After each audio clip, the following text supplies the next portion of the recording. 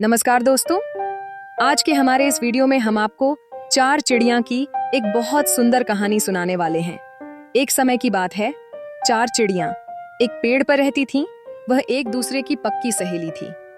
कार्तिक शुरू होने से पहले एक चिड़िया ने 2 औरतों को बातें करते सुना। वो औरतें कार्तिक माह के व्रत, फल और नियम की चर्चा कर रही थीं। चिड़िया को सुनकर बहुत अच्छा लगा। उसने अपनी सहेलियों को कार्तिक स्नान के लिए तैयार कर लिया। अब चारों चिड़ियां कार्तिक माह में गंगा जी के किनारे एक पेड़ पर रहने लगी। गंगा जी में नहाती, पूजन और व्रत करती। ऐसे ही पूरा कार्तिक माह बीत गया।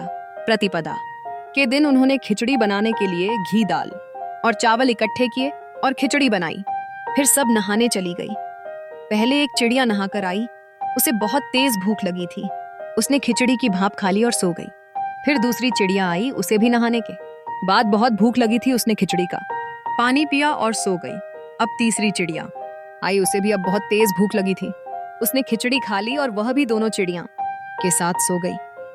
अब जब चौथी चिड़िया आई तो उसने देखा तीनों चिड़िया सो रही हैं। उसे लगा यह तो खिचड़ी खाकर सो गई हैं। उसने खिचड़ी की खुरचन खाई और वह भी सो गई। उसी शाम देवलोक से तूफान आया और वह चारों चिड़िया मर गईं।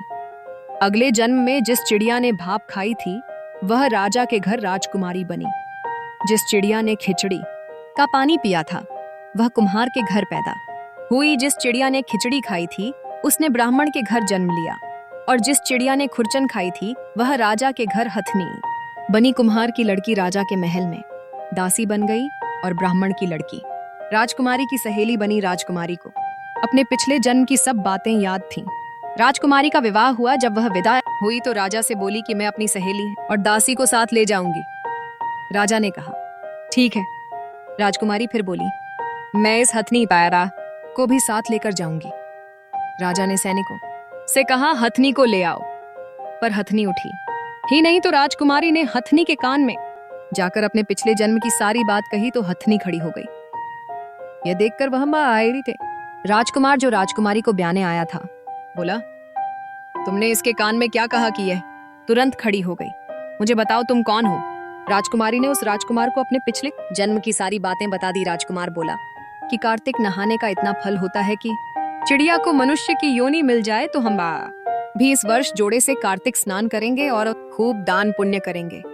राजकुमार और राजकुमारी ने जोड़े से कार्तिक स्नान किया, जिसके फल स्वरूप इस लोक के सुखों को भोगते हुए अंत में उन्हें बैकुंठ की प्राप्ति हुई।